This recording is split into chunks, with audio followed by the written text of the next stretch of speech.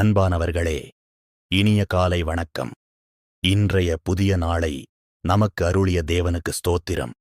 இன்றைய தேவனின் வார்த்தை, தேவனுடைய சித்தத்தின்படி செய்கிறவனோ என்றென்றைக்கும் நிலைத்திருப்பான். முதல் யோவான் 2:17.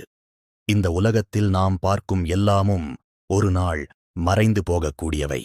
செல்வம், பதவி, புகழ், மனித பாராட்டுகள், இவை அனைத்தும் நிலையற்றவை. ஆனால் இன்றைய வேதாகம வசனம் நமக்கு ஒரு ஆழமான உண்மையை நினைவூட்டுகிறது. தேவனுடைய சித்தத்தின்படி செய்கிறவன் என்றென்றைக்கும் நிலைத்திருப்பான். நாம் தினமும் பல தீர்மானங்களை எடுக்கிறோம்.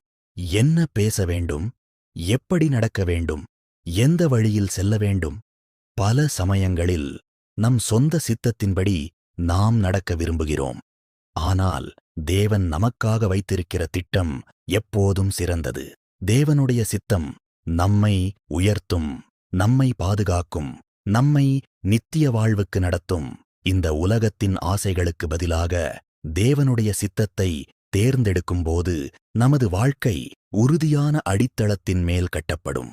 காற்று வீசினாலும், பிரச்சனைகள் வந்தாலும், சோதனைகள் சூழ்ந்தாலும் நாம் அசையாமல் நிலைத்திருப்போம். இந்த நாளில் தேவனுடைய சித்தத்தின்படி நடந்து நிலையான ஆசீர்வாதங்களை அனுபவிக்க தேவன் உங்களை ஆசீர்வதிப்பாராக. நாம் இப்பொழுது ஜெபிப்போமா? அன்பான பரலோகத் தந்தையே, இன்றைய நாளில் உமது சித்தத்தின்படி நடக்க உதவி செய்யும். என் சித்தத்தை அல்ல, உமது சித்தத்தை தேர்ந்தெடுக்க ஞானம் தாரும். நிலையற்ற உலக விஷயங்களை விட நிலையான உமது வழியில் நான் நடக்க கிருபை தாரும். என் வாழ்க்கை உமக்கு பிரியமானதாக இருக்கட்டும். என்றென்றைக்கும் நிலைத்திருக்கும் ஆசீர்வாதங்களை அனுபவிக்க என்னை நடத்தும். இயேசுவின் நாமத்தில் ஜெபிக்கிறேன். ஆமேன். இந்த நாளில் தேவனுடைய சித்தத்தின்படி நடந்து நிலையான ஆசீர்வாதங்களை அனுபவிக்க தேவன் உங்களை ஆசீர்வதிப்பாராக.